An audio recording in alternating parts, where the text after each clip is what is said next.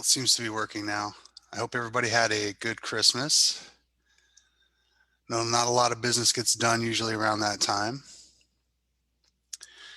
So today I wanted to just go over really quickly just some general business strategy because some of the stuff just kind of floats through my head, and I think it's applicable not just for you guys, but for me. A lot of the business that I do, I use a lot of the same kind of concepts, right? So this is general overall business strategy that you can use for your business, and kind of how you can think through the process of what you're doing in your business to make a little bit more money, or just orient your business into the kind of pattern that you really want to have, right?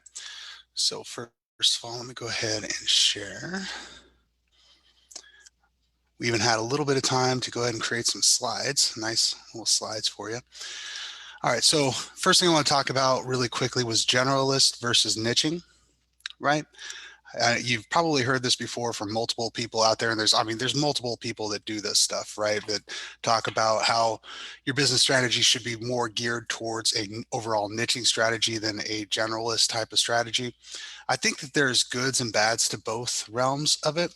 I think when I first started out, I did a little bit more in the generalist kind of category, and I didn't really kind of niche down or kind of focus on people like yourself as recruiters until a little bit later on, once I kind of built that network up. But I think a lot of people, we end up starting in that generalist category, and there's some advantages to being a generalist. And a lot of that is, that's when you go out and you kind of figure out where you fit in the grand scheme of things, right? The big thing here is that there's broader market scope, right? There's more opportunities out there, so you can target a lot more different types of clientele that you may or may not be familiar with. You can learn a little bit about their industry, and that can help you a little bit further down the line. The other thing too is that you can use a little bit more generalized advertising. Now, for me, generally speaking, I would say, most small businesses kind of fit into my categories, right? But you'll find, I think, especially once you start getting into like things like Facebook advertising, if you end up going that route, I know for most people who are recruiters, you're not really going to be doing a lot of Facebook advertising. It's going to be more direct messaging on LinkedIn.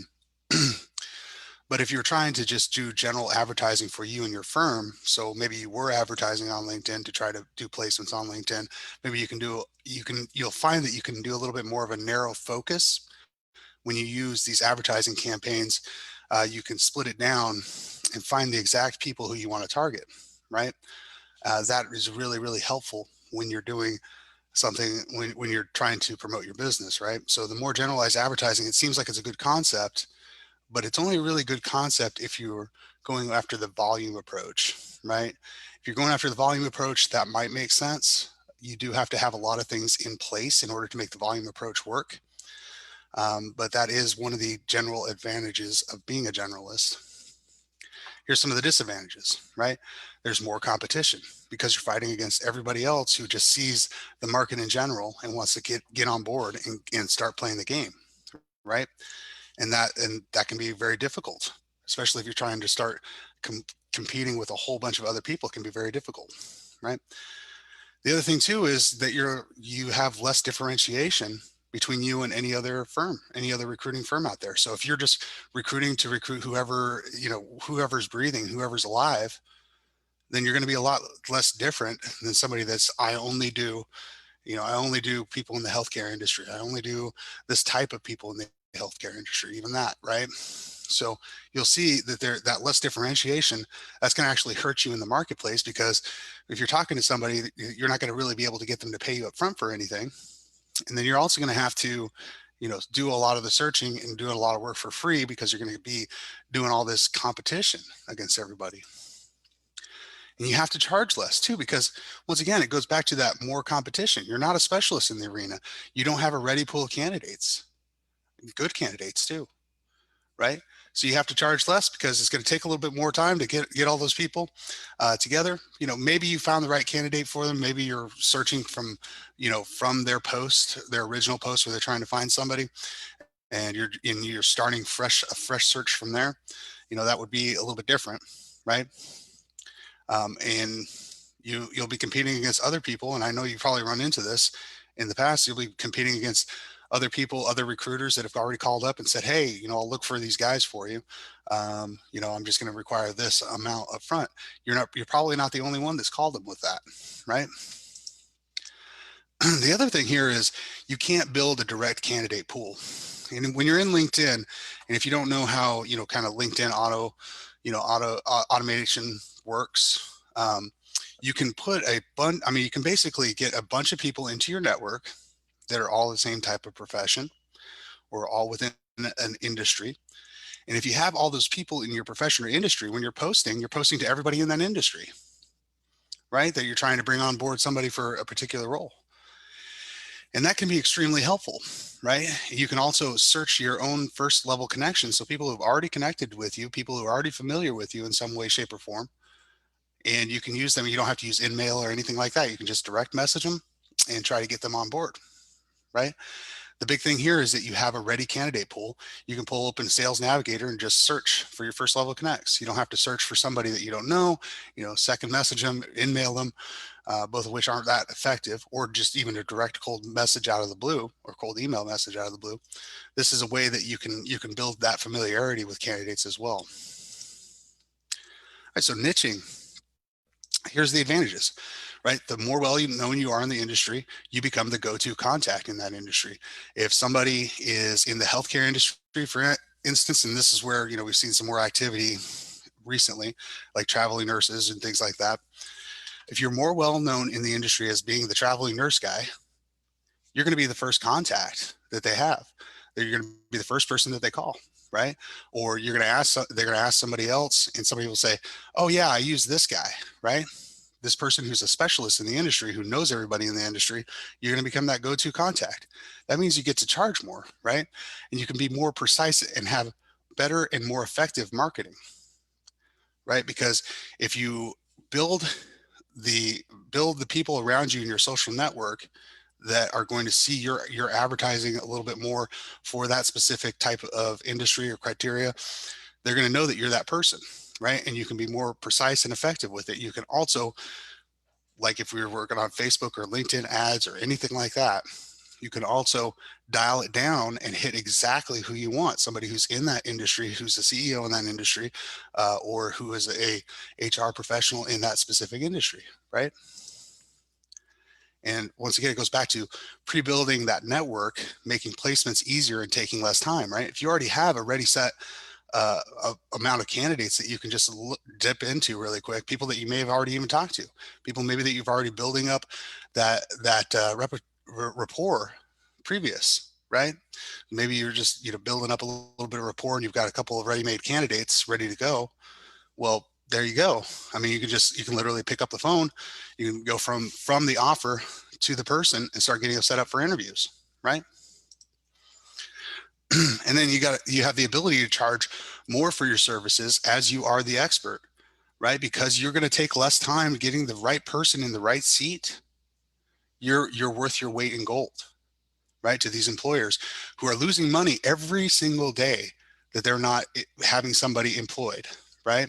They're generally speaking, you make around 2 to 3 times what you're employing a person for. And as a business owner, you know, I mean, I just see the value of that.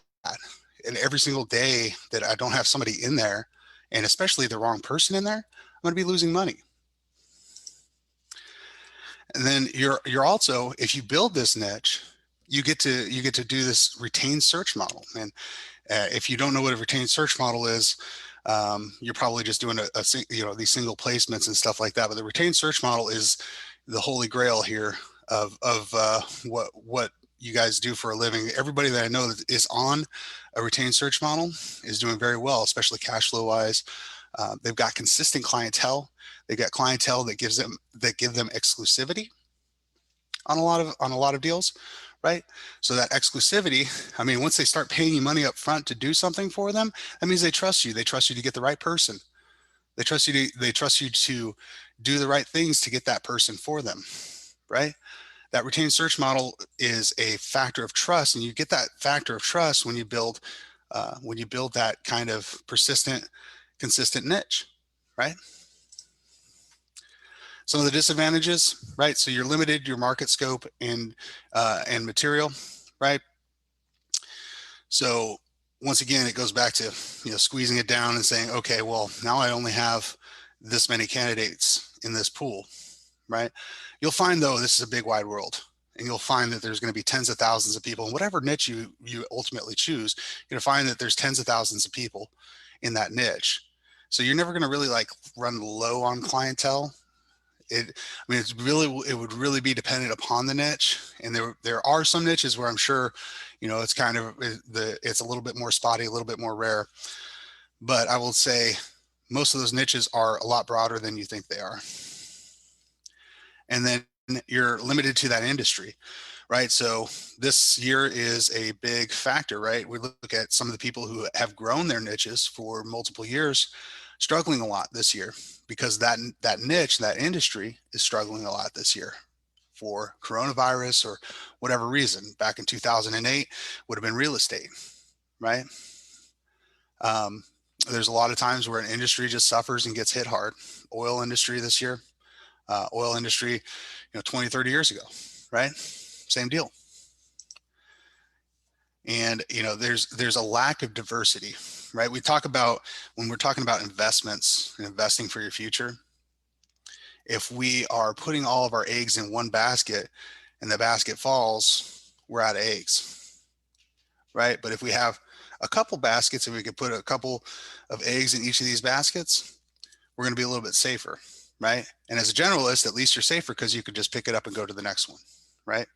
Or go to the next industry. So, my recommendation is don't completely diverse, like don't completely go all in onto a specific niche. Keep a little bit of opportunity open for other niches to bring in things, or branch niches, things that may be maybe an industry away from where you're working at right now. Having that availability to pivot when you need to pivot is going to be crucial for you. So that goes into what type of industry should you pick for recruiting, right? So, I would say there's a difference between volume versus margin. And this goes back to, niche generalist to a certain degree, but there is, I would say, when we talk about who we're placing, right? We have a percentage that's attached to that. It depends on who you are and what you charge, right? But it's usually a percentage of the salary. Well, if our salary for the people who are placing is $30,000 a year, I know most people aren't placing people with $30,000 a year because the employers aren't paying for them. But if we do have somebody that's like that and we get 10% on that, that's $3,000, right? How many do you have to place every year to make $300,000? Right? So you got to place 100 to make $300,000. Okay. So if you had to place 100, how many interviews is that? How much sorting is that? That's quite a bit. That's quite a bit of a difference, right? Versus the margin side, where the margin is, okay, I'm going to go for some of the highest paid individuals, right? Because we know that there's going to be an attachment of that as a percentage value that's going to come to me. I think about, real estate guys, and the guys who are always the wealthiest real estate guys, they're running around, making sure that they're selling the highest value properties. If you could sell more properties at the lower volume pace, you could still do very well, right? So it doesn't necessarily mean that one is going to preclude the other, and you're not going to be wealthy in one direction or the other, right? Because you can make both of these work for you. It's perfectly fine to have a volume-based business. You just have to figure out how to get the processes in place to leverage yourself enough to make that work and make that living work, right? Versus a margin-based business where you're just like, I just have to sell 3 of these. They're hard sells. More likely than not, they're going to be hard sells. You got to find the opportunity. You got to find the right people. You got to find a lot of, and that can be difficult. Versus the volume where you can get started right away and start making money at least right away. You're not going to have the processes in place to really make enough money. Versus the margin guy who's going to be able to do 3 or 4 placements per year, right? So here's the advantages, right? You got to have lots and lots of potential clients when you're in volume, right? Even as you're in a niche, you can still focus on volume, right? So that could be in a niche, in the healthcare niche, where you're looking at people who are more like $50,000, $60,000 per year, or maybe $60,000 to $100,000 per year. You know, that's going to be kind of what we're looking for, right? You probably want to target at least $100,000 a year to kind of make that work for you. You know, here's the thing too, the volume, like even though we talked about generalists, there's lots of competition. If you're a niche and you're in volume, you might also be in a realm where that is often neglected by competition because it's just not valuable enough for them, right? They don't have the systems in place to get in there and make it profitable. Now, if you can figure out the system to get in there and make it profitable, then it works. I think about places like Intuit, H&R Blocks, or competition, you know, they're not really competition for me, but they're competition for me in another indirect way. But what they do is they're generalists and they're volume based, and they have capital to make it work, and they have processes in place to make it work, right? So they can afford to go after that volume business. Most people who are just starting out, it's going to be a little difficult to get into the volume business. I mean, you can start, but you just have to have a better process than everybody else. This realm too, the volume, it's going to be more likely to evolve into a sellable business, right? So the reality is, if you do not have a business with processes in place, and the only value to it really is your network and you and what you know in the network, that's not really valuable to somebody who wants to purchase a business, because they need you to make the business work, right? If they have a bunch of processes in place, they can just slide right in, you know, continue whatever kind of passive activity or CEO direction that you have. They can slide right in there. It's much easier. They can purchase that and keep going, right? So that's one of those very, very valuable things to understand, is you're probably not going to be able to sell your business unless you have employees and you have processes, right? A lot of people who are in that margin realm are going to be individual practitioners who are doing a couple placements here and there. All right, so disadvantages to volume. You know, you need heavy process control and process build to be truly profitable, right? How are you going to make $3,000? How many placements do you have to make a single day to make a $3,000 placement work, right? I mean, that would be crazy, right? So you have to figure out how that processes can work for you and make better money for you. You know, and you're also going to get a lot of work too, and you probably have experienced this as well.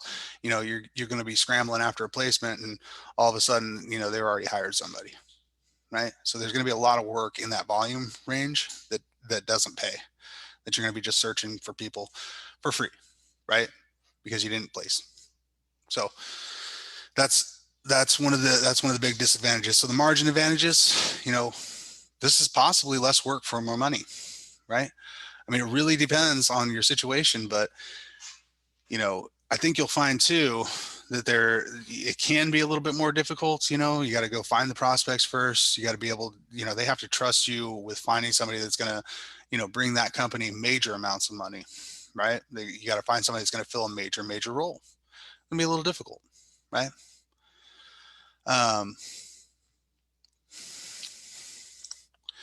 The other thing too here is that you're going to be more likely to receive and build a retained search model. And like I said before, the retained search model, that's your key to victory. If you can figure that out, you know, you're going to help your cash flow out a lot better.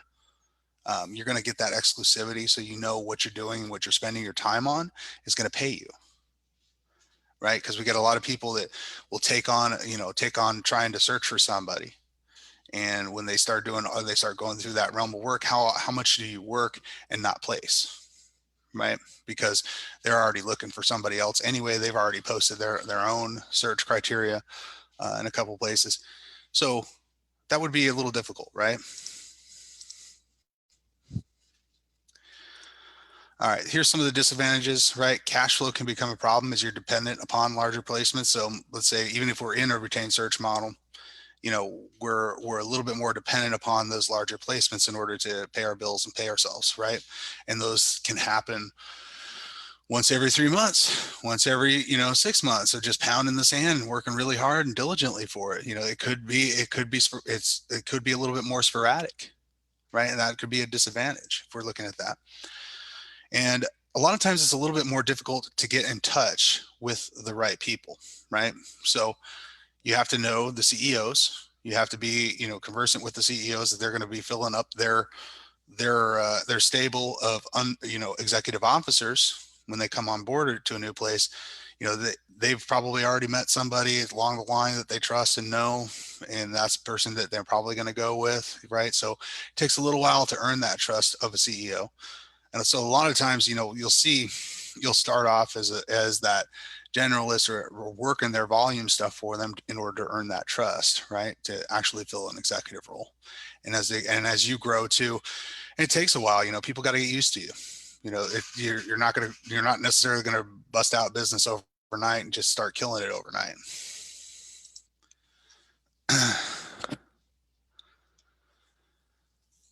Yeah, and it's also slightly more difficult to create that pool of prospects because you got to really start working. You got to really start working to try to build that CEO, that C-suite pool. And that can be difficult to do because a lot of those people, they're just a little bit more guarded, or they just, they're just not listening to things. They're busy people. It's a little bit more difficult to kind of get a hold of them. All right, guys. So that's it.